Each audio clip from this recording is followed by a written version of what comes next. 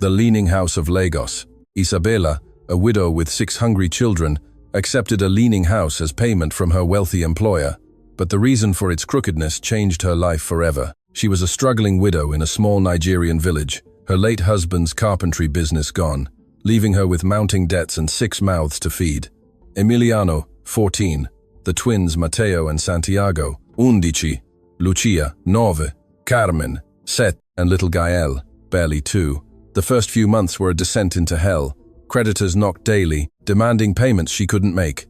She sold her husband's tools, their few good pieces of furniture, even her wedding ring, but it was never enough. Lagos, the bustling city she called home, suddenly felt hostile and cold. Old friends looked at her with pity, or worse, thinly veiled contempt. Poor Isabella, they'd murmur in the marketplace.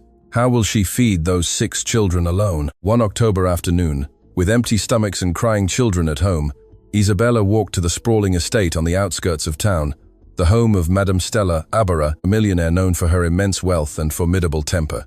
Madame Stella was also a widow, though for over 20 years.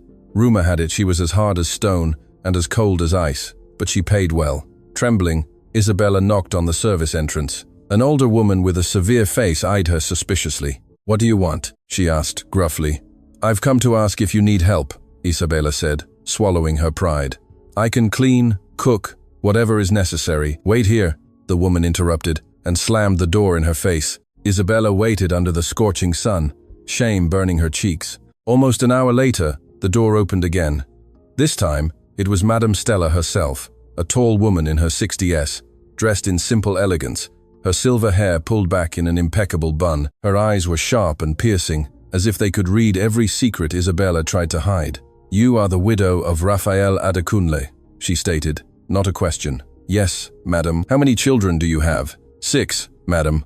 "And the youngest?" "2 years old, madam." Madame Stella observed in silence for what felt like an eternity, then nodded slightly. "I need someone to clean, to cook, to manage the big house.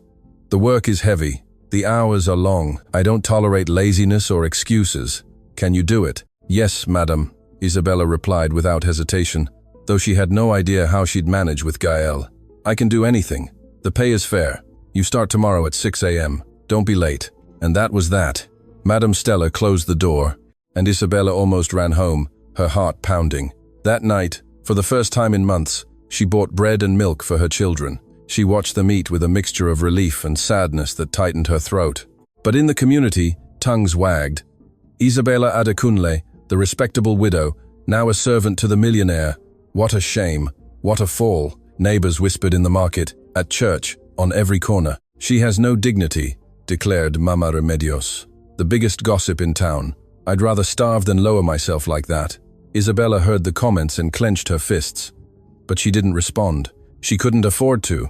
Her children needed to eat. The first days at the estate were grueling. Isabella arrived before dawn, leaving Emiliano in charge of his siblings, and didn't return until after sunset. The main house was enormous. 3 floors, over 20 rooms, marble floors she scrubbed on her knees, immense windows that took hours to clean. Madame Stella was demanding, yes, but not cruel. She observed Isabella working with those inscrutable grey eyes but never yelled, never insulted her as Isabella had feared. In fact, there was something strange about Madame Stella's demeanor.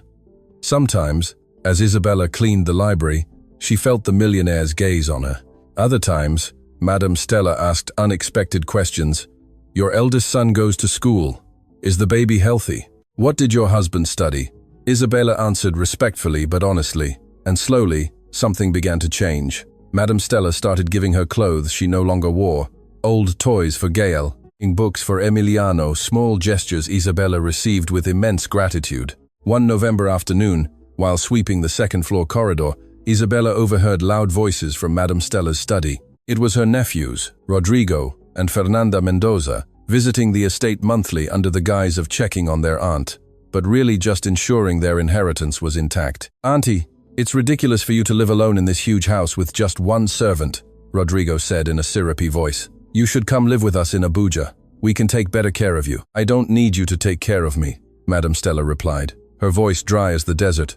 "Much less you, who are just waiting for me to die to divide what's left." The ensuing silence was tense and icy. Isabella froze, broom in hand, not daring to move. Then she heard the furious footsteps of the nephews descending the stairs, their venomous murmurs. "Stubborn old woman. We'll see who has the last laugh." That night, as Isabella finished cleaning the kitchen, Madame Stella entered with a glass of water. She sat at the table, something she never did, and observed Isabella in silence for a long time. "Isabella," she finally said, "what would you do if you had a lot of money and no children of your own?" The question caught her off guard. Isabella put down her rag and turned to her employer. "I don't know, madam. I suppose I would make sure it didn't fall into the wrong hands." Madame Stella smiled for the first time. It wasn't a warm smile, but rather sad, weary. "You are smarter than you appear," she murmured. Isabella didn't know how to respond, but the conversation stayed with her for days. 2 weeks later, on a Saturday afternoon, Madame Stella asked her to accompany her to inspect a property she owned on the outskirts of Lagos, near the road leading to the coast. Isabella left her children with a neighbor and got into the millionaire's SUV, nervous and confused. They arrived at a large, overgrown plot where an old wooden and mud brick house stood. But the strangest thing about this house was that it was leaning dramatically to one side, as if a giant hand had pushed it. The walls curved at impossible angles. The roof looked ready to collapse. The windows were broken. "This is my old house," Madame Stella said as they walked around the structure. "My grandfather built it almost 100 years ago, but it's been abandoned for decades. Nobody wants it. They say it's haunted." Isabella looked at the house with curiosity rather than fear. She didn't believe in ghosts, but she noticed something odd. The lean isn't uniform. It's as if something very heavy is pulling the house to one specific side. "Why is it so crooked, madam?" Madame Stella looked at her with those piercing grey eyes, and for a moment, Isabella thought she would get an answer, but the millionaire just smiled again, that mysterious, weary smile. "That, my dear Isabella," she said, "is a secret only I know." They returned to the estate in silence, but Isabella couldn't stop thinking about that leaning house and Madame Stella's words. There was something hidden there, something important, and for some reason, she felt that secret was about to change her life forever. The answer came much sooner than she imagined, and in a way she could never have predicted. 3 days later, a Tuesday afternoon, Madame Stella's son arrived for a visit from Abuja with his wife and young son. And that 5-year-old boy, mischievous and curious, wandered too close to the edge of the artificial lake in the estate gardens. As he tumbled into the water, screaming and flailing desperately, it was Isabella who was nearby. It was Isabella who would have to make the most important decision of her life in a fraction of a second. Tuesday dawned with a suffocating heat that presaged a storm. Isabella arrived at the estate at 6 a.m. sharp, as always, but found the house in an unusual state of agitation. Madame Stella was in the kitchen, giving orders to another employee, a young woman named Rose, who helped with food preparation. "My son is coming today from Abuja," Madame Stella announced without looking up from the list she was writing. "He's bringing his wife, Valeria, and my grandson, Sebastian. I want everything to be impeccable. The master bedroom on the second floor must sparkle. Fresh sheets, clean towels, fresh flowers in the bathroom." Isabella nodded and got to work immediately. She had heard of Madame Stella's son, Javi Mendoza, but had never met him. According to Rose, he was a successful engineer who rarely visited his mother, too busy with his businesses and city life. "Madame Stella gets nervous when he comes," Rose confided while they prepared the room. "I think it hurts her that her son doesn't visit her more often. He only comes out of obligation, you know? Not like us, who are here every day." Isabella didn't respond, but she kept that information in her heart. She knew that kind of pain, the pain of loving someone who doesn't reciprocate with the same intensity. Javi and his family arrived around 3 p.m. in a black BMW SUV that kicked up a cloud of dust as it entered the gravel driveway. Isabella saw them from the second-floor window, a man in his mid-30s, tall and handsome, dressed in expensive but casual clothes. His wife, a slender woman with dyed blonde hair and enormous sunglasses, and the boy, Sebastian, a 5-year-old with dark, curly hair who jumped out of the car before it had even stopped completely.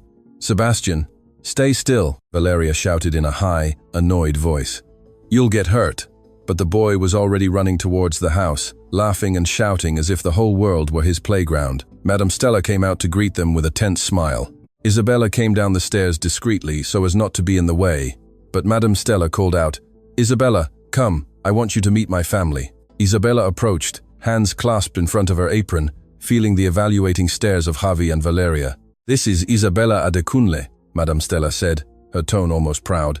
"She's been working with me for 2 months. She's an exceptional woman. Pleased to meet you," Isabella murmured with a slight bow. Javi returned the greeting politely, but Valeria barely glanced at her before turning to her mother-in-law. "Mama Stella, it's unbearably hot.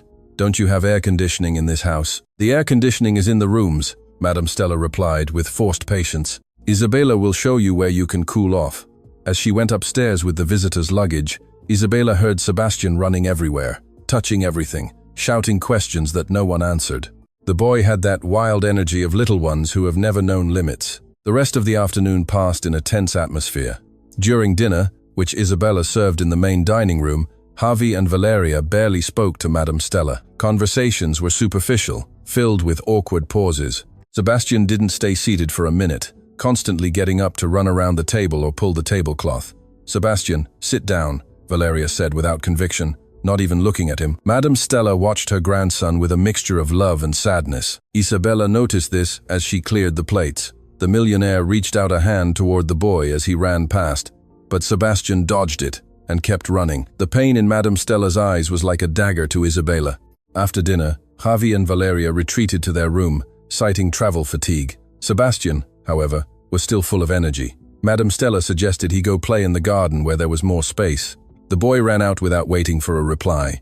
"Isabella," Madame Stella called when she finished washing the dishes, "go outside and keep an eye on the boy. I don't trust his parents to be attentive." Isabella went out into the garden with a knot in her stomach.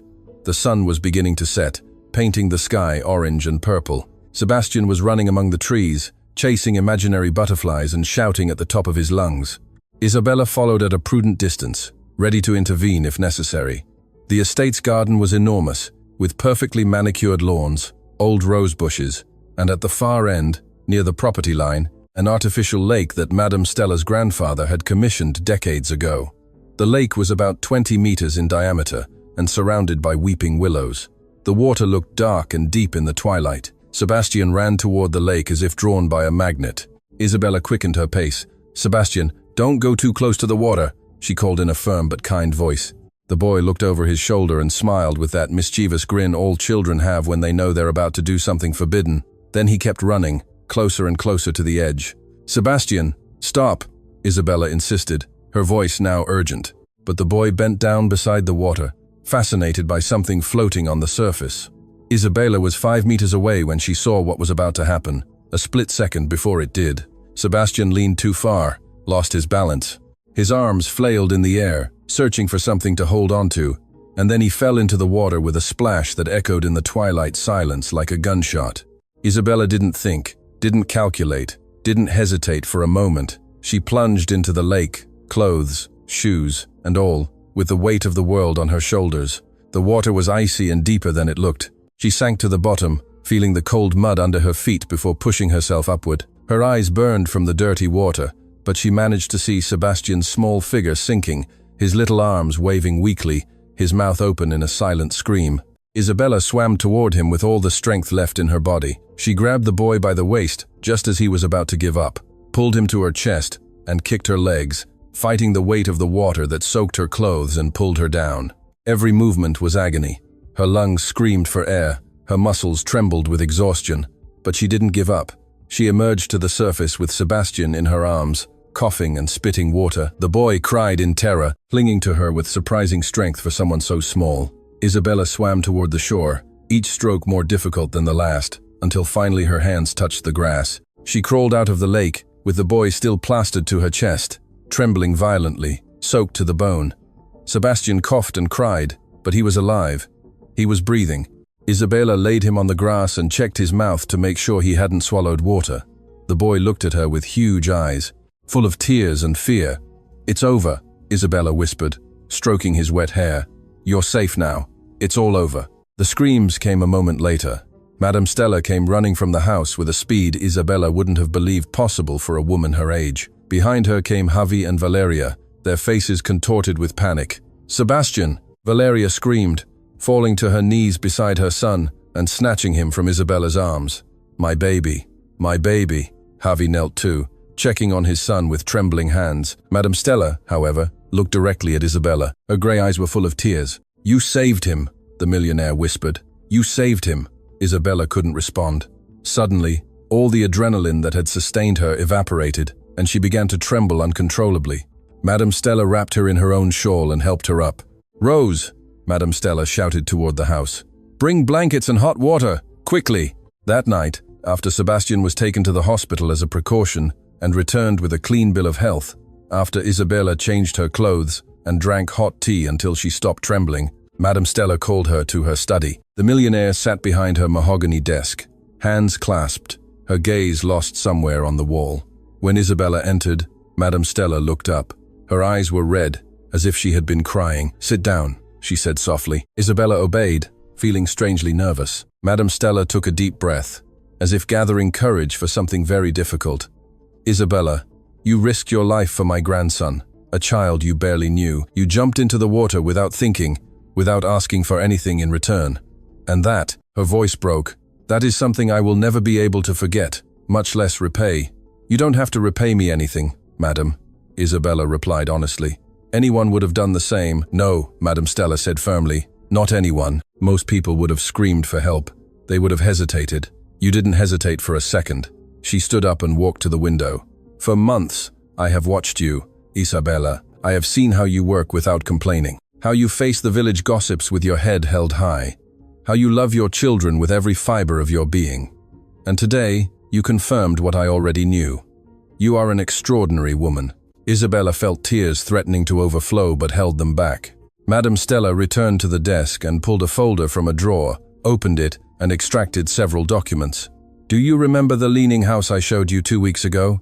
Isabella nodded, confused. "That house is yours. I am giving it to you now as a token of my gratitude. The deeds are here. Tomorrow, we will go to the notary to make the official transfer." Isabella was speechless. The leaning house, that tilted, old, abandoned structure, it wasn't much, but it was infinitely more than she had. "Madam, I don't know what to say." "Say nothing," Madame Stella interrupted with a smile. "Just accept it. It's yours, and what's inside is yours too." Those last words hung in the air like an untold secret. Isabella opened her mouth to ask what they meant, but Madame Stella had already put away the documents and was walking toward the door. "Now go home to your children," the millionaire said. "Tomorrow, we will discuss the details." And Isabella paused at the threshold and looked at her one last time. "Thank you. Thank you for saving the only thing in this world that truly matters to me anymore." Isabella returned to her small rented house that night, walking as if in a dream. A house. Madame Stella had given her a leaning, old, abandoned house, but a house nonetheless, a place of her own. The first step toward a better life for her and her children. But there was something in Madame Stella's words that kept echoing in her mind. "And what's inside is yours too." What was inside that leaning house? What secret did it hide that made it lean so strangely? And why had Madame Stella smiled with that mix of sadness and relief when she said it was all hers? The answers were there, waiting for her in that tilted house. And when she finally discovered them, Isabella would understand that saving Sebastian hadn't just been an act of heroism. It had been the key that opened the door to a destiny that would change her life and the lives of her 6 children forever. But before that, before the move and the discovery, she would have to face something she didn't expect. The fury of Madame Stella's nephews, Rodrigo and Fernanda, who had just learned their aunt had gifted one of her properties to a mere servant, and they weren't going to let it stand. News of the gift spread through Lagos like wildfire during the dry season. Isabella Adekunle, the poor widow who cleaned other people's floors, now owned property in her name. The town's poisonous tongues worked tirelessly. In the market, in the plaza, at the church doors, the gossip grew and deformed with each repetition. "They say she seduced the millionaire's son," Mama Remedios whispered to a group of friends. "That's why they gave her the house. She must be involved with him." "No, I heard the boy fell into the lake on purpose," another added. "It was all a plan to get money from Madame Stella." Isabella heard the rumors when she went to buy tortillas or pick up her children from school, and each word was like a slap, but it didn't bother her as much as before. She had something more important to focus on. Her 6 children would finally have a roof of their own, even if that roof was crooked. Wednesday morning, Madame Stella came to pick her up in her SUV. Isabella got in nervously, her stomach tied in knots. They were going to the office of Notary Villarreal, a serious man with thick glasses and a grey mustache who had handled the Mendoza family's legal affairs for over 30 years. As Madame Stella drove through the cobblestone streets of the city center, Isabel noticed a black car following them at a distance. It was a dark Mercedes with tinted windows. Something about that car sent a shiver of warning down her spine. The notary's office was in an old two-story mansion with wrought-iron balconies and carved wooden doors. When they entered the main office, Isabella was surprised to find two more people waiting, Rodrigo and Fernanda Mendoza, Madame Stella's nephews. Rodrigo was a man in his 40s, with his hair slicked back and an expensive suit that couldn't hide his calculating gaze. Fernanda, his younger sister, was 35, with a face that would have been beautiful, if not for the bitter expression that seemed permanently etched on her dark red lips. "Auntie Stella," Rodrigo said in a syrupy voice that didn't match the ice in his eyes. "What a surprise to find you here. We didn't know you had an appointment with the notary." "I didn't need to inform you," Madame Stella replied dryly. "My affairs are none of your concern." "But Auntie," Fernanda interjected with false sweetness, "we are family. Everything you do concerns us, especially when it comes to giving away family property to strangers." Her eyes fixed on Isabella with a contempt so pure it was almost tangible. Isabella felt the earth open beneath her feet. "How did you find out so quickly?" "Isabella is not a stranger," Madame Stella said, lifting her chin with dignity. "She saved my grandson's life, something neither of you would have done. That doesn't give her the right to receive properties that have belonged to our family for generations," Rodrigo snapped, dropping the pretense of courtesy. "That house belonged to your grandfather, our great-grandfather. You can't just give it away to a domestic employee." Notary Villarreal cleared his throat uncomfortably from his desk. "Madame Stella has the full legal right to dispose of her properties as she sees fit," he said in a professional voice. "The house in question has been in her name for over 20 years. There is no legal impediment to the transfer. But there is a moral impediment," Fernanda insisted. "Auntie, that house is part of our family heritage. You can't do this. Father and mother would turn in their graves if they knew." "To your father," Madame Stella replied, her voice cutting like glass. "He was my younger brother and a greedy man who borrowed money from me his entire life without returning a kobo, so don't tell me he would be concerned about family heritage." The ensuing silence was so dense, Isabella could almost feel it pressing against her skin. She wanted to disappear, to become invisible, not to be there in the middle of this family fight. But Madame Stella took her hand and squeezed it firmly. "Notary," the millionaire said, without taking her eyes off her nephews, "proceed with the transfer now." The next 30 minutes were torture. Isabel signed where indicated, her hands trembling, her heart pounding so hard she was sure everyone could hear it. Rodrigo and Fernanda remained seated in a corner, throwing looks of pure hatred at her that promised revenge. When the process concluded, and the notary handed her the deeds in a manila envelope, Isabella felt her legs barely supporting her. Madame Stella led her toward the exit, ignoring her nephews completely. But just as they reached the door, Rodrigo spoke in a low, threatening voice. "This won't end here, Auntie. We will contest this transfer. And as for you," his eyes fixed on Isabella, "enjoy your little leaning house while you can. It won't be yours for long." In the SUV on the way back to the estate, Madame Stella drove in silence for a long time. Finally, as they were leaving town, she spoke. "Don't pay them any mind. They have no legal power to take that house from you. The deeds are in your name. It's yours, Isabella, yours and your children's." But Isabella didn't feel reassured. She knew men like Rodrigo. She knew that kind of hatred, and she knew he wouldn't stop just because the law wasn't on his side. That afternoon, after work, Isabella gathered her 6 children in their small rented house and gave them the news. Emiliano, the eldest, looked at her with a mixture of joy and disbelief. "A house, Mama? For real, my love. It's old and a little crooked, but it's ours. We finally have a place of our own." The twins, Mateo and Santiago, shouted with excitement. Lucia and Carmen hugged their mother, crying with happiness. Only little Gael, too, didn't quite understand what was happening, but he smiled because everyone else was smiling. The next 3 days were spent preparing for the move. They didn't have much to pack. Clothes, a few pots, the children's worn toys, school notebooks. But each object felt lighter now that they knew they would take it to a home of their own. Early Saturday morning, they arrived at the Leaning House with the help of a neighbor who had a pickup truck. The children jumped out of the vehicle and stood in front of the property with their mouths open. The house was even stranger than Isabella remembered. The entire structure leaned to the east, as if something incredibly heavy was pulling from that side. The red tile roof was partially sunken. The adobe walls showed deep cracks. The wooden windows were swollen with moisture. The front porch curved at an impossible angle. Around the house, the land was covered with tall weeds and wild trees that hadn't been pruned in decades. "Mama," Lucia whispered, taking Isabella's hand. "Are we really going to live here?" "Yes, my love, and we'll fix it up little by little. You'll see, it will be beautiful." But deep down, Isabella felt a pang of doubt. How would this place be habitable? She had no money for repairs, barely enough to eat. She opened the front door, which creaked with a sound like a lament, and they all entered together. The interior was dark and smelled of ancient dampness. The wooden floor was covered in dust and dry leaves that had entered through the broken windows. In the living room, old furniture was covered with white sheets that looked like ghosts in the gloom. But what caught Isabella's attention most was the strange layout of the house. There was a large living room, a small kitchen with a wood-burning stove, 2 rooms to the left, a tiny bathroom, and a locked door at the end of a short corridor on the east side of the house. The door was made of thick wood, with an old, rusted padlock hanging from an iron ring. Isabella approached the door and touched it with her palm. The wood was cold, too cold to be normal, and when she pressed her ear against the surface, she thought she heard something. Not a sound exactly, but more like a presence, as if the room were breathing. "Mama, what's in there?" Emiliano asked, approaching with curiosity. "I don't know. It's locked. Can we open it?" Isabella looked at the padlock. It was old but sturdy. They would need tools to open it, or the key. "Tomorrow, I'll find a way to open it," she promised. "Now, help me clean. We have a lot of work to do." They spent the whole day sweeping, mopping, removing sheets from old furniture, opening windows to let in fresh air. The children worked with surprising energy, singing and laughing despite their fatigue. For them, this was an adventure, a new beginning.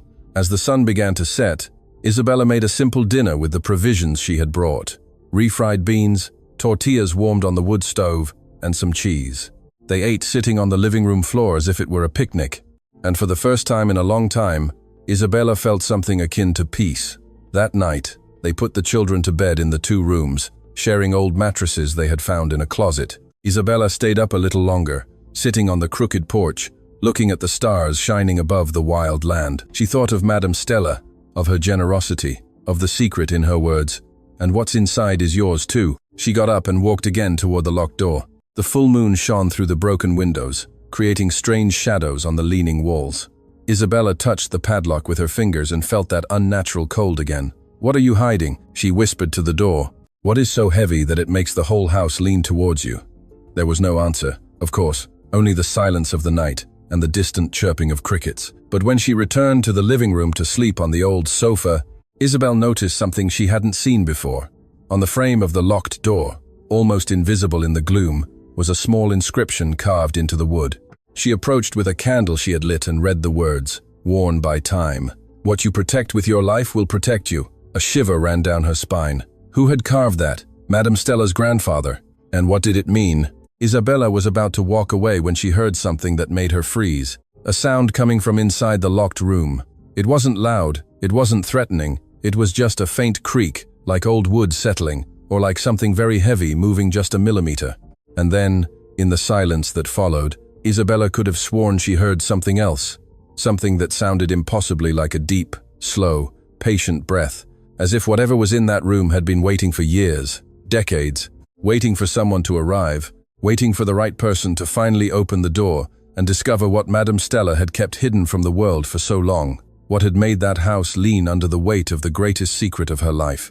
Sunday dawned with a grey sky that threatened rain.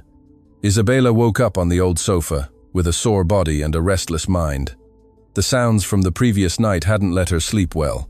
Every creak of the house, every groan of the old wood, made her think of that locked room and what might be hidden behind that door. She prepared coffee on the wood stove and went out onto the porch to drink it while the children were still asleep. The land looked different under the dim morning light, wilder, more abandoned. The trees surrounding the property were huge and twisted, with branches extending like arthritic fingers toward the sky. The weeds reached the windows of the house. In the distance, she could see the dirt road connecting the property to the main highway. She was taking the last sip of coffee when she saw the car, the same black Mercedes that had followed them to the notary's office. It stopped on the road about 50 meters from the house but didn't turn off the engine. The tinted windows made it impossible to see who was inside, but Isabella knew with absolute certainty that it was Rodrigo Mendoza. The car remained there for 5 eternal minutes, just watching, just waiting. Then, as silently as it had arrived, it turned around and drove away, kicking up a cloud of reddish dust. Isabella felt a knot of fear in her stomach. That man wasn't going to give up, and she was alone here with 6 children in a house that barely stood upright. When the children woke up, Isabella kept them busy with cleaning tasks and minor repairs. Emiliano helped fix a broken window using cardboard and tape. The twins cleared more weeds from the garden. Lucia and Carmen swept the porch. Even little Gael helped by picking up twigs and putting them in a bucket. But Isabella's mind was elsewhere. It was in that locked room, in the rusted padlock, in the inscription carved into the frame, in the sounds she had heard during the night. What you protect with your life will protect you. What did that mean? What was in there that needed protection, or could protect her? Around noon, as the rain finally began to fall, an unexpected visitor arrived. A white SUV stopped in front of the house, and out stepped Madame Stella, dressed in simple but elegant clothes, carrying a large basket covered with a blanket. "I came to see how you're settling in," the millionaire said as she climbed onto the porch, avoiding the most crooked boards, "and to bring you some things." The basket contained food, freshly baked bread, cheese, ham, fruits, milk, and even a whole roasted chicken. The children crowded around with shining eyes. Isabella felt tears threatening to overflow. "Madam, you didn't have to." "Yes, I did," Madame Stella interrupted firmly. "And don't call me Madam, call me Stella. You don't work for me anymore. You're a friend now." The word hung in the air, strange and new for both of them, but also true. Madame Stella entered the house and surveyed it critically. When she reached the corridor leading to the locked door, she stopped. Her face grew serious. "Have you tried to open it?" she asked, without taking her eyes off the door. "I don't have the key, and the padlock is very old. I would need tools to break it." Madame Stella reached into her jacket pocket and pulled out a small key, darkened by time. She held it in front of Isabella, as if handing over something sacred. "This is the key," she said softly.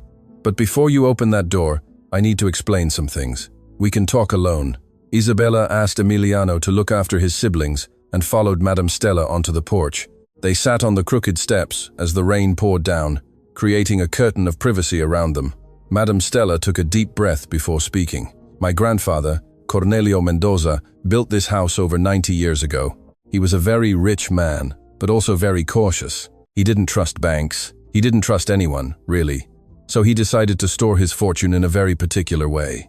Isabella listened in silence, her heart beating faster. "For years, my grandfather accumulated valuable objects, colonial art, ancient religious sculptures, jewelry from the Revolution era, silver coins from the Zacatecas mines, historical documents, rare books, things that are worth fortunes today. He kept it all in that room, and the weight of so many objects over decades is what made the house lean that way." Isabella felt the world stop around her. The sound of the rain became distant. Her voice was barely a whisper when she spoke. "Are you saying that inside that room is a fortune?" "Yes," Madame Stella completed. "A fortune my grandfather left as inheritance to my grandmother, which then passed to my father, and then to me, but I never took it out of there. I never sold it. I left it in that room all these years, because I knew if my family found out the true value of what was inside, they would kill me to get it. But your cousins, Rodrigo and Fernanda, they don't know. They know the house exists. They know it's abandoned and crooked, but they think it's just an old, worthless property. My grandfather was very clever. He never registered the contents of the room in any official inventory. To the world, these things don't exist, and I've kept that secret for over 20 years. Isabella felt a sudden dizziness. This couldn't be happening. It couldn't be real. "Why?" she asked, her voice trembling. "Why are you telling me this? Why did you give me the house with everything inside?" Madame Stella looked at her with those piercing gray eyes, but this time there was tenderness in them and deep sadness. "Because I have no one else to trust. My husband died 22 years ago. My son lives in Abuja and only visits out of obligation. Your cousins are just waiting for me to die to divide what little they think I have. I am alone, Isabella, completely alone." Her voice broke. "But then I saw you work. I saw you endure humiliation with dignity. I saw you love your children with a strength I never had. And when you jumped into that lake without thinking to save my grandson, I knew you were the right person, the only person who deserved this. I can't accept this," Isabella said, standing up abruptly. "It's too much. I only did what any decent person would have done. I don't deserve a fortune for that." "It's not for that," Madame Stella insisted, also standing up. "It's for who you are, for how you have lived your life even in the worst adversity. And because I know you will use that fortune for something good, for your children, to give them the life they deserve." Isabella wanted to argue, wanted to refuse, but the words wouldn't come out because deep down in her heart, she knew this opportunity was a miracle, a second chance that life was giving her after so much suffering. Madame Stella placed the key in her palm and closed Isabella's fingers around it. "Open the room when you're ready. Take your time. You don't have to decide anything now, but I want you to know that everything inside that room is legally yours. The deeds to the house include the contents. It's protected by inheritance laws that no one can touch. Not even my cousins, even if they try. And you don't need any of that." Madame Stella smiled sadly. "I've already had my life, my chance.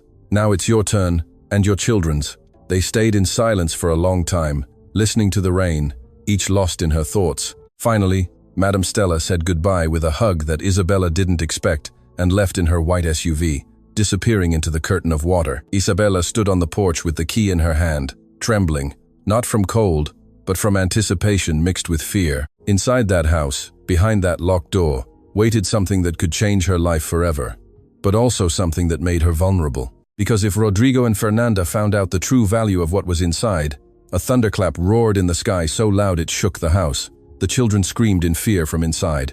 Isabella hurried inside to calm them. That night, after a simple dinner and putting the children to bed, Isabella stood before the locked door with the key in her hand. The house was in absolute silence, except for the constant drumming of the rain on the roof and the occasional creak of the wood. She reached out for the padlock.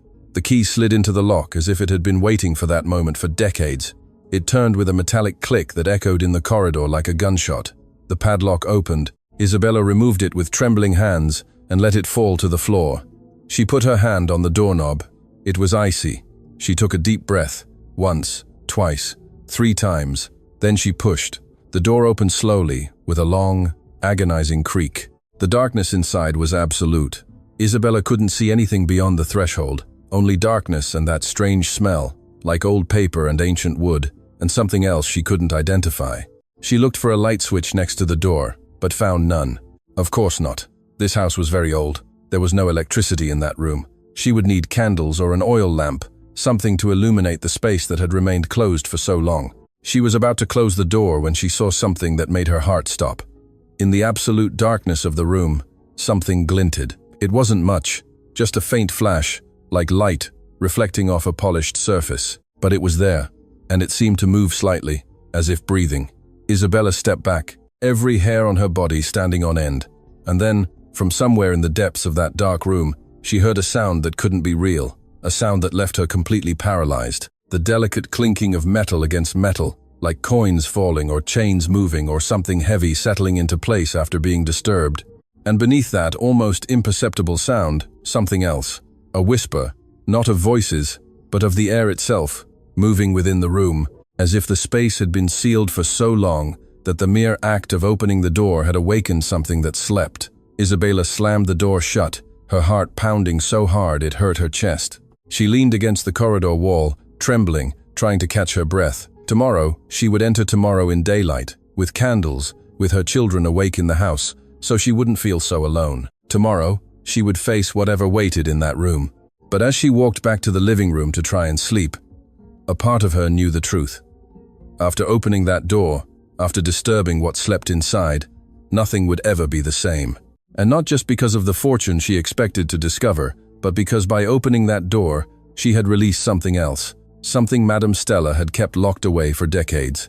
A secret so big, so heavy, that it had made an entire house lean under its weight. A secret that Rodrigo and Fernanda Mendoza were about to discover.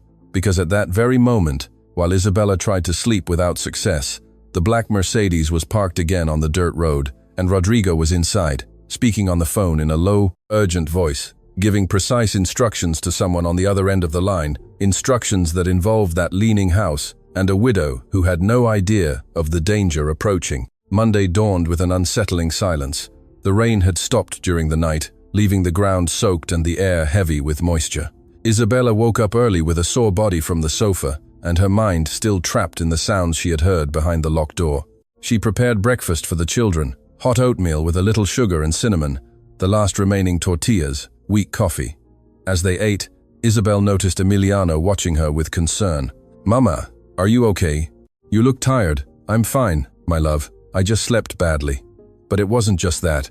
All night, She had had the feeling that someone was watching the house from outside. Several times she had gotten up to look out the broken windows, but she never saw anything but darkness and the trees moving in the wind. After breakfast, she asked Emiliano to stay and look after his siblings. She took 3 thick candles she had found in a kitchen drawer, a lighter, and walked toward the corridor with determined steps. She couldn't keep postponing this. She needed to know what was in that room. She needed to understand why Madame Stella had given her something so valuable. The door was exactly as she had left it the night before, locked with the padlock on the floor. Isabella lit the 3 candles, placed 2 on the corridor floor for backup light, and held the 3rd with a steady hand. Then she pushed the door. This time it opened without resistance, as if the room had accepted that it would finally be revealed. The candlelight penetrated the darkness, and what Isabella saw took her breath away. The room was larger than she expected, perhaps 5 by 6 meters, but every inch was occupied. The walls were covered with dark wooden shelves, and on those shelves was everything. Objects stacked with meticulous care, protected by cloths, organized by categories that revealed the orderly mind of Madame Stella's grandfather. Isabella took a step forward, raising the candle to see better. Her breathing quickened. On the nearest shelf were framed religious paintings, colonial virgins with golden halos, saints with serene expressions, Christs carved from ancient wood. Isabella recognized the style, although she didn't know much about art. Even she could see they were old, very old, centuries old. Further on, in wooden boxes with brass locks, were books. Hundreds of books. Isabella carefully opened a box and took out the top volume. It was a huge book with embossed leather covers and yellowed pages. The title was in archaic Spanish, almost illegible, but she managed to make out a date, 1683, 342 years old. She continued to move forward, her legs trembling. In the center of the room were iron chests with padlocks, which were also open, as if Madame Stella had wanted Isabella to have access to everything without difficulty. She knelt in front of the first and opened it. Coins, hundreds, perhaps thousands of silver coins, shone in the candlelight like tiny stars. Isabella took one with trembling fingers. It was heavy, cold. It had a crest and letters engraved that she couldn't read well, but she knew it was pure silver from the colonial mines. The second chest contained jewelry, necklaces of enormous pearls, rings with precious stones that cast flashes of color when the candlelight touched them, gold-worked bracelets, antique brooches with inlaid diamonds. Isabella knew nothing about jewelry, but even she could see that these objects were not mere adornments, they were historical treasures. The third chest almost made her cry. It was full of silver bars, perfectly stacked, each the size of a brick. Isabella counted 30 bars, then she stopped counting because tears blurred her vision. But that wasn't all. There were more shelves at the back of the room. She stood up and walked toward them. Feeling her legs barely support her, she found religious sculptures carved from wood, some so detailed they looked alive, chalices of gold and silver, manuscripts rolled in leather tubes, ancient hand-drawn maps, official documents with red wax seals, pre-Columbian figures of jade and obsidian that Madame Stella's grandfather must have collected on his travels. In one corner, wrapped in velvet cloths, were unframed paintings. Isabella carefully unwrapped one and almost dropped the candle. It was a portrait of a 17th-century Spanish woman in silks and lace, looking at the viewer with piercing eyes. The painting was signed in the lower corner, but Isabella didn't recognize the name. However, the technique, the colors, the way the light seemed to emanate from the woman's face, this was the work of a master. Isabella carefully placed the painting down and sat on the wooden floor, unable to stand any longer. Around her, in that room that had made the whole house lean under its weight, was a fortune that surpassed anything she had imagined. It wasn't just money, it was history, it was art, it was the legacy of generations accumulated with patience and vision, and now it was hers and her 6 children's. She didn't know how long she sat there, crying silently as the candle burned down. She thought of Raphael, her dead husband, who had worked until his last day without complaint. She thought of the humiliations she had endured in Lagos. She thought of the nights her children had gone to sleep hungry. She thought of all the times she had begged God to give her a chance, just one, to give her children a better life. And God had answered, but not as she expected, not with a better job or a stroke of luck, but through Madame Stella, a lonely woman who had seen in Isabella something no one else had seen: dignity, kindness, courage. What you protect with your life will protect you. Now, she understood the inscription on the doorframe. Madame Stella's grandfather had protected this fortune with his life. keeping it hidden from the world. And now that fortune would protect Isabella and her children. It would give them education, health, opportunities. It would give them the future they deserved. But first, she had to protect it. Because if Rodrigo and Fernanda found out what was inside, the thought was interrupted by a shout from Emiliano from the living room. "Mama, Mama, come quickly!" Isabella jumped up, carefully placed the candle on the floor, and ran toward the living room. She found her 6 children huddled by the window, looking out with frightened faces. "What's wrong?" "There's a man outside," Emiliano whispered. "He's taking pictures of the house." Isabella peeked out the broken window and felt her stomach clench. It was Rodrigo Mendoza. He was standing in the front garden in broad daylight with a professional camera in his hands. He was taking pictures of the house from every angle. The front, the sides, the sunken roof, the broken windows. And worst of all, he was wearing an elegant suit and a satisfied smile that boded no good. Isabella stepped onto the porch, her heart pounding in her throat. Rodrigo stopped taking pictures and looked at her with that smile, which was more of a threat than a friendly gesture. "Good morning, Isabella. I hope I'm not interrupting." "What are you doing here?" "Just documenting the property," he replied in a syrupy voice. "You see, my lawyer advised me to record the current state of this house for the legal file. Understand? Madam Stella already gave me the deeds. The house is legally mine. You can't change that." Rodrigo's smile widened, but his eyes remained icy cold. "Oh no, I'm not trying to take the house, Isabella." He put the camera in his bag and approached the porch. "Look at this place. It's about to fall down. It has no electricity, no running water. The walls have huge cracks.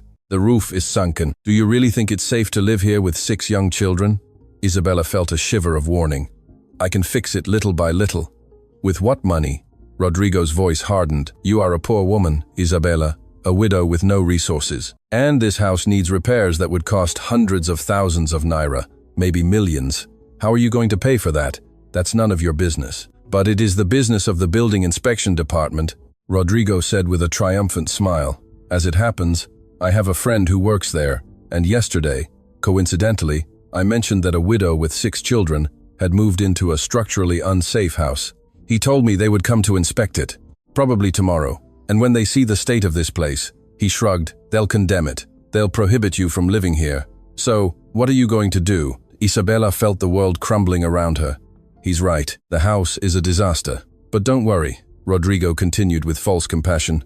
"I have a solution. I'll buy the house from you. I'll offer you 50,000 naira, cash, today. It's more than this ruin is worth. With that money, you can rent something decent in town while you find work." 50,000 naira. It was a fortune for someone in her situation. But it was nothing. Absolutely nothing compared to what was in the locked room.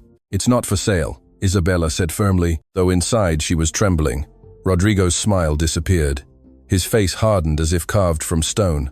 "You will regret this," he said in a low, menacing voice. "My aunt made a mistake giving you this property, and I will correct that mistake one way or another." He turned and walked toward his black Mercedes. Before getting in, he turned back one last time. "Oh, and by the way, I told some people in Lagos about this house and about your good fortune. You know how people in town are, gossipy, curious. I imagine you'll have many visitors soon, people asking what's so special about this old house that my aunt gave it to you. People speculating, people investigating. The message was clear. Rodrigo was going to spread rumors. He was going to attract attention to this property, and if enough people started asking questions, eventually someone would discover the secret of the locked room. The Mercedes started and drove away, kicking up dust. Isabella stood on the porch, trembling with fury and fear. Her children came out of the house and huddled around her. "Mama, who was that man?" Lucia asked in a frightened voice. "No one important, my love. Just a bad man who will soon learn he can't intimidate us." But deep down, Isabella knew the truth. She was in trouble, serious trouble. Rodrigo would use every resource at his disposal to take this house from her, and she had no money for lawyers. She had no political connections, nothing, except a leaning house full of treasures she couldn't sell without attracting dangerous questions. She needed help, and there was only one person in the world who could give it to her. Emiliano called her eldest son. "I need you to stay and look after your siblings. I'm going out for a while." "Where are you going?" "To see Madam Stella. This can't wait." Isabella walked along the dirt road to the main highway, where she managed to flag down a bus that took her to Lagos. From there, she took a taxi she couldn't afford to the Abara estate. When she knocked on the service door, It was Rose who opened it. "Isabella, what are you doing here? I thought you didn't need to talk to Madame Stella anymore. It's urgent." Rose let her in and went to find the millionaire. Isabella waited in the kitchen, hands clasped, heart pounding. When Madame Stella entered, her face filled with concern. "What happened? Are you okay?" "The children are fine. Rodrigo came to the house this morning," Isabella said without mincing words. "He took pictures. He said he's going to call the building inspectors to condemn the property, and he's spreading rumors in town to make people wonder what's special about that house." Madame Stella closed her eyes and let out a long, weary sigh. She knew he would do something like that. "My nephew never accepts defeat. He doesn't know who he's messing with." She opened her eyes and looked at Isabella with determination. "He and the building inspectors can't take that house from you if you don't want to sell it. The deeds are legal and unchallengeable, but if they declare it uninhabitable, I won't be able to live there. And then Rodrigo will keep pressuring until I have no choice but to sell. No, if we fix the house first. I don't have money for the repairs, and you've already given me too much. I can't ask you for more." Madame Stella took Isabella's hands in hers. "Isabella, you opened the room." Isabella nodded, tears threatening to overflow. "Did you see what's inside?" "Yes, I saw everything. I can't believe it's real. I can't believe it's mine now." "Then you know the answer," Madame Stella said softly. "Sell one piece, just one. Something small that doesn't attract too much attention. Use that money to fix the house, make it habitable. And when the building inspectors come to inspect it, they won't have any legal argument to condemn it." Isabella looked at her with wide eyes. "Sell one piece. But how? Where? To whom? I'll help you. I know people, discreet collectors, people who pay well and don't ask uncomfortable questions." Madame Stella smiled. "My grandfather wasn't the only one in the family with connections, you know?" For the first time all day, Isabella felt a spark of hope. "Go back home," Madame Stella continued. "Choose a piece from the room, something valuable, but not too large. Bring it to me tomorrow morning, and let me take care of the rest." Isabella hugged the millionaire tightly, unable to express in words the gratitude she felt. Madame Stella returned the hug, and in that moment, the two lonely women clung to each other like castaways in a storm. When Isabella returned to the Leaning House, it was already late. The sun was setting, painting the sky orange and purple. Her children ran to greet her, relieved that she had returned. She made them a simple dinner and put them to bed early, singing them songs Raphael used to sing when he was alive. Then, when the whole house was silent, Isabella returned to the locked room with a candle in her hand. She knelt before the chests and began to carefully examine their contents, looking for something she could sell without feeling like she was betraying Madame Stella's gift. Finally, at the back of the second chest, she found a necklace. It was beautiful, but not ostentatious. A delicate gold chain with an oval pendant containing a miniature portrait of a young woman. The workmanship was exquisite, clearly antique, probably from the early 19th century, valuable, but not as much as the silver bars or the colonial paintings. Isabella held it to the candlelight, admiring the details of the pendant. Then she carefully put it in her pocket. Tomorrow her destiny would begin to change. But as she closed the door of the room and walked back to the living room, she didn't see the figure observing the house from the trees across the road. She didn't see the glint of binoculars reflecting the moonlight. She didn't hear the click of a camera taking pictures in the dark. Rodrigo Mendoza was not alone in this. He had hired someone who would watch that house day and night, someone who would report every move of Isabella, every entry, every exit, every visitor. And when they finally discovered what secret that Leaning House hid, when they finally understood why Madame Stella had given it to a mere servant, the real war would just begin. Tuesday dawned with a clear sky that promised intense heat. Isabella woke up before dawn, cleaned herself up as best she could with the cold water from the rusted bathroom tap, and dressed in her most presentable clothes. The antique necklace rested in a cloth pouch in her pocket, weighing more for its meaning than its size. She left Emiliano in charge of his siblings with strict instructions. Do not open the door for anyone. Keep the windows that still had glass closed. And if they saw Rodrigo's black Mercedes lurking, hide in the back room until it left. "Mama, you're scaring me," Emiliano said with a frown.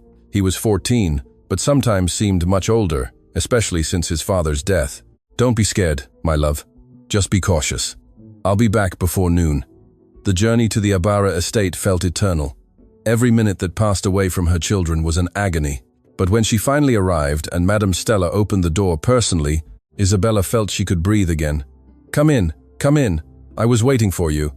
In Madame Stella's private study, Isabella took out the necklace with trembling hands. The millionaire examined it under the light from the window, turning the pendant between her fingers with expert care. It's beautiful. Late 1800s, I'd say, probably from Europe, brought to Nigeria during the colonial era. She looked up at Isabella. You chose well. This is valuable, but not so rare as to attract too much attention. Madam, how much do you think it's worth? On the open market with certificates of authenticity and provenance, it could be worth between 200,000 and 300,000 naira. But we don't go to the open market. Madam Stella wrapped the necklace in the cloth again. I have a friend in Abuja, Edmund Salazar.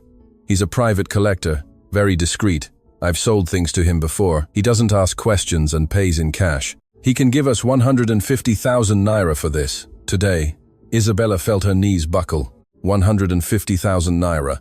It was more money than she had seen in her entire life. Really, truly, but we have to go now. Edmund is at his office until 2 p.m. Then he travels to Kano. If we want to do this today, we must leave now. The trip to Abuja took just over an hour.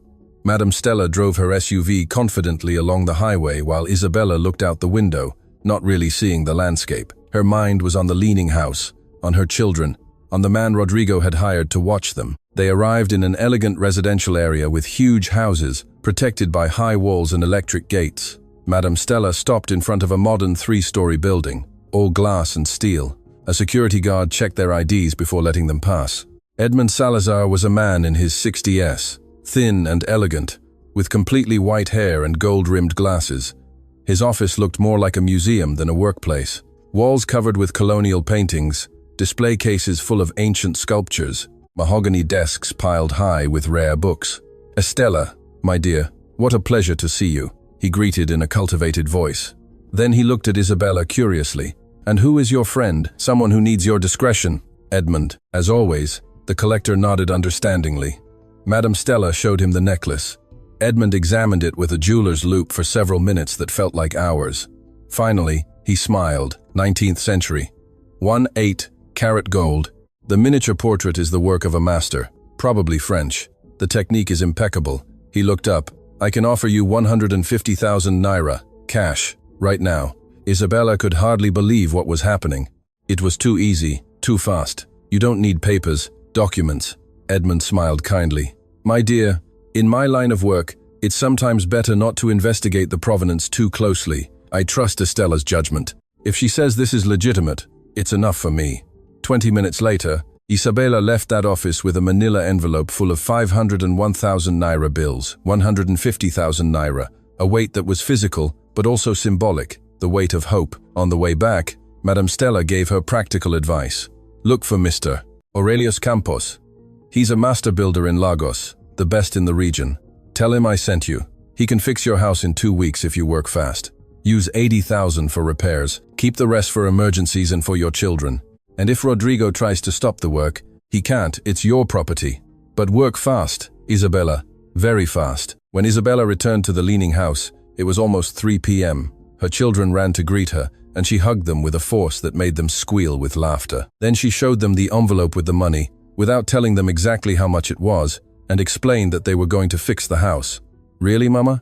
Asked Lucia, her eyes shining. Will it have electricity and hot water? Yes, my love. Everything we need.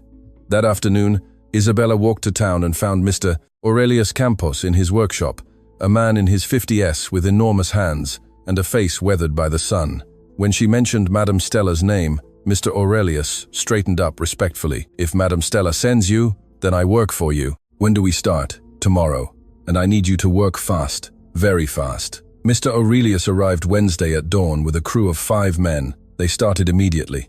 They reinforced the main roof beams, repaired the cracks in the walls with new mortar, replaced the broken windows, installed electricity with the help of a local electrician, connected the water pipes, sanded and varnished the wooden floor. The house transformed into a hive of activity. The children helped by carrying tools and sweeping sawdust.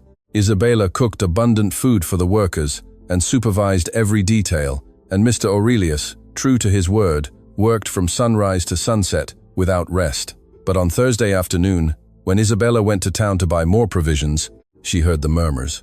The market women were talking about her. They say she found hidden money in that house. No, I heard Madam Stella is giving her more money secretly, and if there's something valuable there, why else would she give her a house?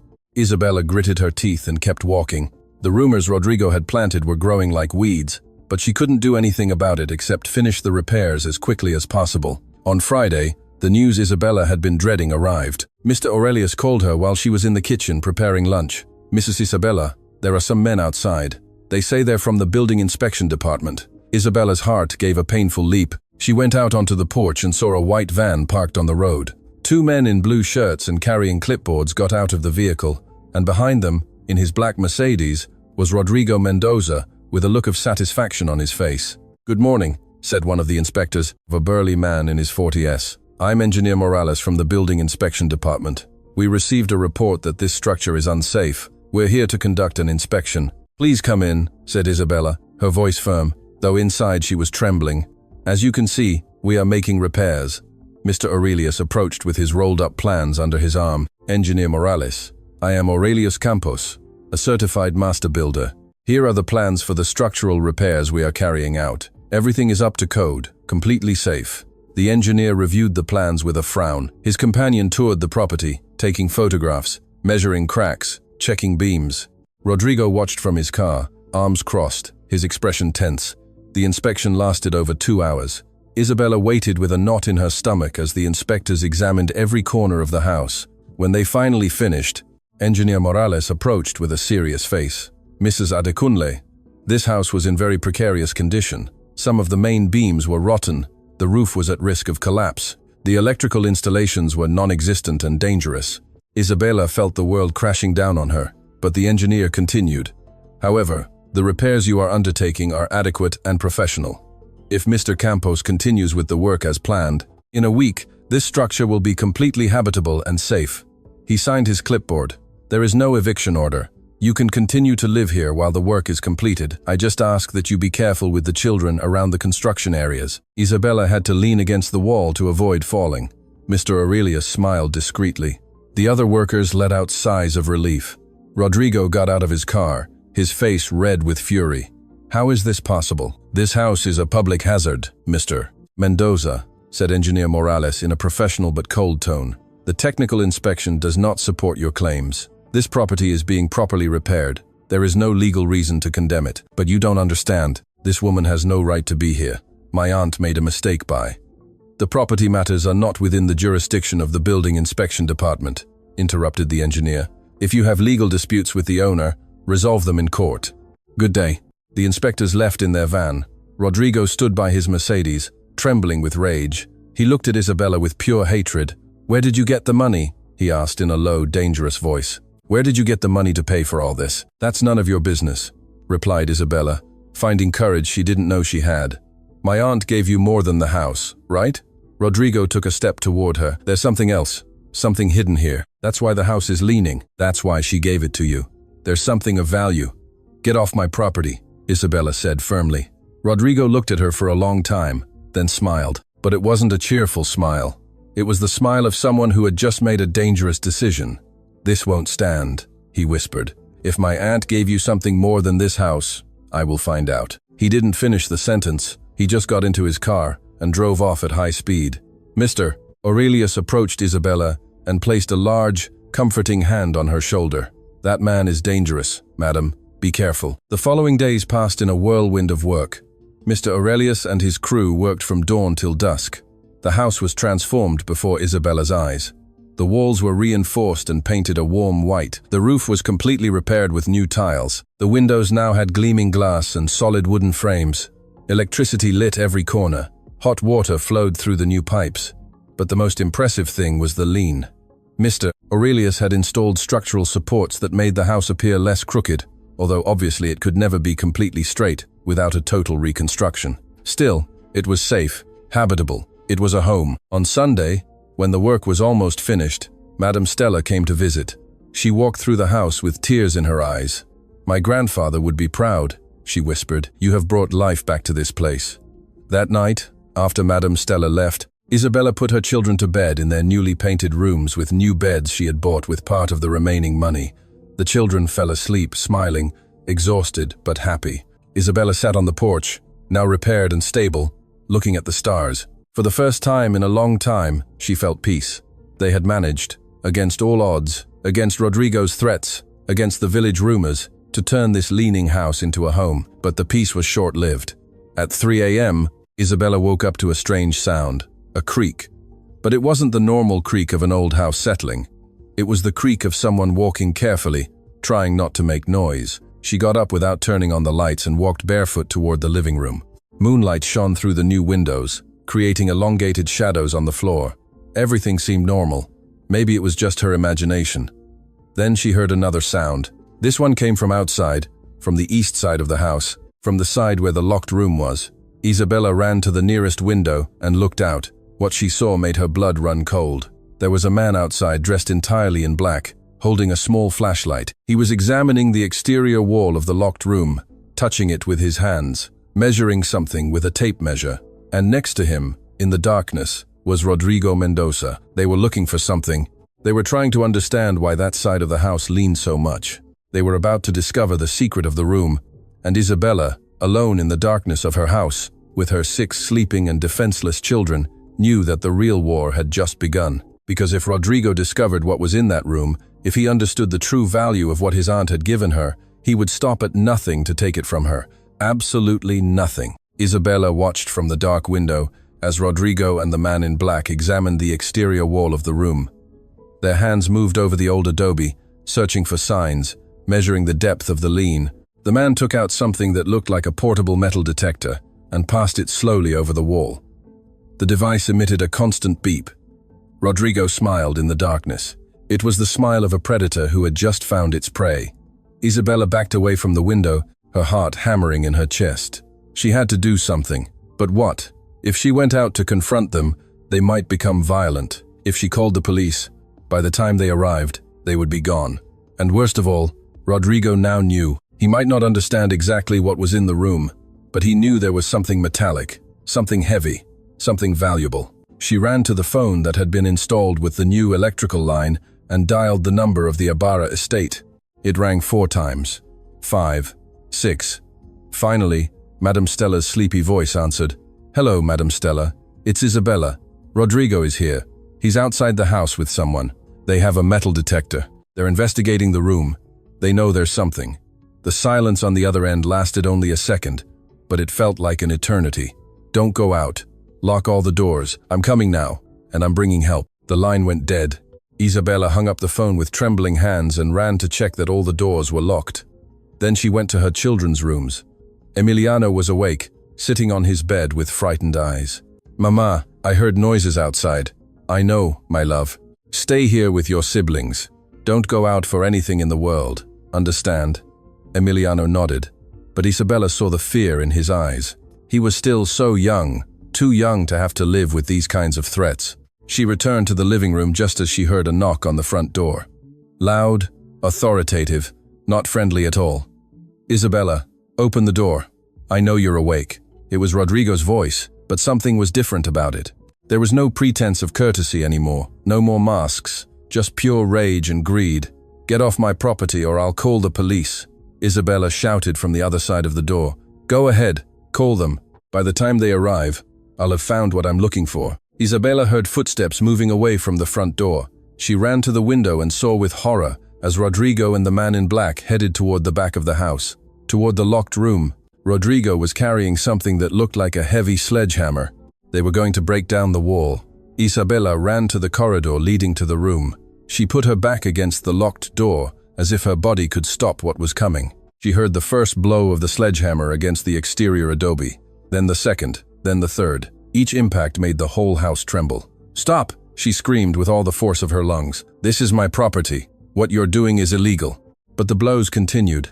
The old adobe began to give way. Isabella could hear pieces falling to the ground outside. They were about to break a hole in the wall, about to see what was inside. Then, as if in answer to a desperate prayer, she heard the sound of vehicles approaching rapidly on the dirt road. Many vehicles. She ran to the front window and saw 3 SUVs entering the property with their lights on. The first was Madame Stella's white SUV. The other 2 were patrol cars from the Lagos Municipal Police. Madame Stella got out of her vehicle, followed by 4 uniformed officers and a man in a suit whom Isabella recognized. It was Commander Vargas, the municipal police chief. The blows on the back wall stopped abruptly. Isabella rushed out of the house and found Rodrigo and the man in black standing next to a hole the size of a soccer ball in the adobe wall. Rodrigo still held the sledgehammer. His face was pale under the police flashlights. "Officer, arrest these men," Isabella shouted, pointing at them with a trembling finger. "They are destroying my property." Commander Vargas approached with a stern expression. He looked at the hole in the wall, then at Rodrigo, then at the man in black, who was trying to back away into the shadows. "Rodrigo Mendoza," the commander said in a voice that admitted no argument. "Are you under arrest for property damage and trespassing? You have the right." "Wait," Rodrigo interrupted, his voice desperate. "You don't understand. This woman has something that belongs to my family. My aunt gave it to her illegally. There's a fortune hidden in that house. My grandfather hid it there decades ago, and now this woman." "What is inside that house?" interrupted Madame Stella's firm voice, approaching the group, "is legally the property of Isabella Adekunle. The deeds we signed explicitly include the complete contents of the property. Anything inside that house is legally hers." "But auntie, that was the family inheritance. You can't just give it away to a stranger." "I can do whatever I want with my properties, Rodrigo." "And I did." Madame Stella turned to the commander. "I have certified copies of the deeds here. Everything was done legally before a notary. This woman saved my grandson's life. I gave her the house and all its contents as a token of gratitude. My nephew has no legal claim to any of this." The commander reviewed the documents Madame Stella gave him. Then he looked at Rodrigo with disgust. "Mr. Mendoza, the documents are in order. You have no claim to this property or its contents. What you did tonight constitutes a serious crime. Officers, arrest him." "No, wait," Rodrigo shouted as the officers approached. "I can pay you, I can." But the handcuffs were already on his wrists. The man in black was also arrested. They were led toward the patrol cars while Rodrigo shouted threats and curses that were lost in the night. When the patrol cars drove away with their prisoners, silence remained. Isabella collapsed onto the damp grass, trembling from head to toe. Everything had happened so fast. Everything had been so close to disaster. Madame Stella knelt beside her and hugged her tightly. "It's over. It's all over. You're safe. And if he comes back, if he hires more people, he won't," Madame Stella said with absolute certainty. "Commander Vargas owes me several favors. Rodrigo will spend at least a month in jail for this. And when he gets out, he'll have a restraining order preventing him from coming within 500 meters of this property." She then added, a small smile appearing on her tired face, "I'm going to talk to my lawyer tomorrow. I'm going to change my will. Everything I have, all my fortune, will go to charities when I die. Rodrigo and Fernanda won't receive a kobo. When they find out, they'll be too busy fighting my will to bother you." Isabella looked at the millionaire with tears streaming down her cheeks. "Why are you doing all this for me? Because you are the daughter I never had. Because I saw in you something I had long lost. Genuine kindness in a world full of greed." Madame Stella wiped her tears with her handkerchief. "And because my grandfather Cornelio would have wanted his fortune to go to someone who would use it for good. Someone like you." The following days were a transition. Mr. Aurelius finished the house repairs, including the hole Rodrigo had made in the wall of the room. The leaning house, now reinforced and beautiful, became the envy of the neighborhood. Isabella, with Madame Stella's advice, began selling pieces of the treasure very discreetly. A necklace here, a painting there, always through Edmond Salazar, always with absolute discretion. She never sold enough to attract attention, but just enough to transform her family's life. First, she bought a larger house in Lagos, near the best schools. She kept the leaning house as an investment property, renting it to a young family who filled it with laughter and life. The secret room was carefully emptied, and its contents were moved to a safe deposit box in Abuja, where only Isabella and Madame Stella had access. Emiliano began private lessons with the best tutors, and showed a surprising talent for mathematics. The twins, Mateo and Santiago, enrolled in a football program that discovered their natural abilities as players. Lucia started piano lessons and filled the new house with music. Carmen joined a folk dance group and shone in every performance. And little Gail, now 3 years old, attended preschool, where he learned and grew surrounded by other children. Isabella, for the first time in her life, had time to breathe, to think, to dream. She took night classes to finish her secondary education, which she had abandoned when she married Raphael. She discovered she loved to read. She discovered she was intelligent, capable, much more than anyone had ever told her, and Madame Stella became a constant presence in their lives. She had dinner with them at least twice a week. She attended the twins' football matches. She listened to Lucia play the piano. She read stories to Carmen and Gail. She had become the grandmother the children had never had. 6 months after Rodrigo's arrest, Isabella was in the kitchen of her new house preparing mole for a family dinner when the doorbell rang. She opened the door and found Javi Mendoza, Madame Stella's son, standing on the threshold with his wife Valeria and their son Sebastian. "Isabella," Javier said in a humble voice, "I know we don't know each other well. I know I haven't been the best son to my mother, but she talks about you all the time, about your children, about how you saved my son." He paused, clearly uncomfortable. "I wanted to thank you personally and apologize for not doing so sooner." Sebastian, now 6 years old, hid behind his father's legs shyly, but when he saw Isabella, his eyes lit up. "Are you the lady who saved me from the lake?" Isabella knelt down to his height and smiled. "Hello, Sebastian. How have you been?" "Good. Dad says you're a hero. He says without you I would be." The boy didn't finish the sentence, but his eyes filled with tears. Isabella hugged him gently. "You're fine, that's all that matters." That night, dinner was noisy and chaotic and perfect. Isabella's children and Sebastian played in the garden. Javier and Valeria talked with Madame Stella about moving back to Lagos to be closer to her. Isabella watched the scene from the kitchen, her heart so full she thought it would burst. "What are you thinking about?" asked Madame Stella, appearing beside her with 2 cups of coffee. "I'm thinking about Raphael," Isabella said honestly. "I wish he were here to see this, to see our children happy, healthy, with a future, to know that everything turned out well in the end." "He knows," Madame Stella said softly. "Wherever he is, he knows, and he's proud of you." A year after receiving the Leaning House, Isabella was sitting on the porch of her original home on a Sunday afternoon. The house had been completely restored, and now the family renting it took care of it with affection. Isabella came to visit from time to time, just to remember. Madame Stella arrived in her white SUV and sat beside her on the repaired steps. "Do you know what my grandfather Cornelio told me before he died?" the millionaire suddenly asked. "I was 12 years old. He was in bed, very ill, but he took my hand and said, 'Estella, money is just paper and metal. What matters is what you do with it. Use it to protect those who deserve it, to give opportunities to those with a good heart but bad luck. That's the only way money has true value.'" Madame Stella looked at Isabella with tears in her gray eyes. "For decades, I didn't understand what he meant. I kept his fortune hidden in this room, afraid it would fall into the wrong hands. But when I saw you jump into that lake without thinking, when I saw your pure heart and your courage, I finally understood what my grandfather meant." She took Isabella's hand in hers. "You are the reason he kept that fortune. You are the person who deserved to find it." Isabella couldn't speak. She just hugged Madame Stella and cried tears of gratitude, of relief, of pure happiness. 3 years later, Emiliano was accepted into the University of Nigeria, Nsukka, with a full scholarship to study engineering. The twins played in the youth academy of a professional football team. Lucia gave piano concerts in the city. Carmen won a state dance competition, and Gael, now 5 years old, read books that 7-year-olds could barely understand. Isabella had finished her secondary education and was studying business administration at the local university. She had opened a small foundation that helped widows in situations similar to the one she had experienced. She gave them work, training, emotional support. She called it the Cornelio Mendoza Foundation, in honor of Madame Stella's grandfather. And the Leaning House, that tilted structure that once seemed on the verge of collapse, had become a legend in Lagos. People told the story of the poor widow who had received a house that seemed ready to fall but hid a miracle. A house that leaned not from a curse, but from the weight of love and generosity of a man who had saved his fortune for the right person. A person who was not of his blood, but who had proven to have the heart he always valued, humble, brave, kind. 5 years after the night Isabella had watched her husband die in the carpentry workshop, she stood in front of the Leaning House with her 6 children, all dressed elegantly.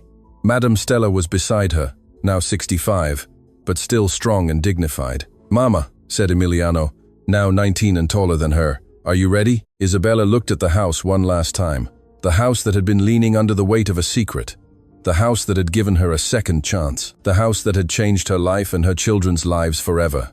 "Yes," she said in a firm voice, "I'm ready." Because that afternoon, Isabella Adekunle was going to do something she had never imagined possible. She was going to the graduation ceremony of Emiliano from university. She was going to see her son, the son of the dead carpenter and the poor widow, receive his engineering degree. And then they would go to dinner at an elegant restaurant, all 8 of them, celebrating not just the graduation, but the entire journey they had taken. a journey that had begun with tragedy, continued with humiliation and poverty, but had found redemption in the simplest and most profound act, kindness. The kindness of saving a life without asking for anything in return. The kindness of recognizing that kindness and rewarding it. Kindness that multiplies and expands like ripples in water, touching lives, transforming destinies, creating miracles. As they walked toward the new car Isabella had bought with money, honestly earned from her work and prudent investments, Gail took her hand. "Mama, is it true we were once poor?" Isabella knelt beside her youngest son and stroked his hair. "Yes, my love, we were once poor, but we were never miserable because we always had love. And now we have love, and also opportunities.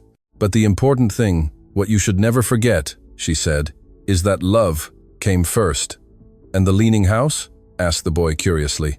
"Why was it leaning?" Isabella smiled, looking at the tilted structure that now shone under the afternoon sun. "Because sometimes the most valuable things in life are so heavy, so important, that they make everything around them lean a little. But that doesn't mean they are broken, it just means they are full of history, of love, of secrets that waited to be discovered by the right person. And you were the right person." "That's what they say," replied Isabella, hugging her son. "But I believe the right person is simply someone who is willing to do the right thing when no one else will. Someone who protects what they love with their life, because in the end, what you protect with your life will protect you." And as the car drove away on the dirt road, leaving behind the leaning house that had changed their lives forever, Isabella knew with absolute certainty that it had all been worth it. Every tear, every humiliation, every moment of fear and doubt, because in the end, kindness always finds its reward. Not always when we expect it, not always as we imagine it, but always, eventually, life gives back what you give. And she had given everything she had, her labor, her dignity, her courage. And life had given her back a miracle hidden in a leaning house, patiently waiting for the right person to open the door and discover that the greatest treasures are not those that shine with gold and silver, but those built with love, protected with courage, and shared with a generous heart that never forgets where it came from, nor whom it owes its gratitude. If this story moved you, subscribe to the channel so you don't miss the next ones. May God bless you.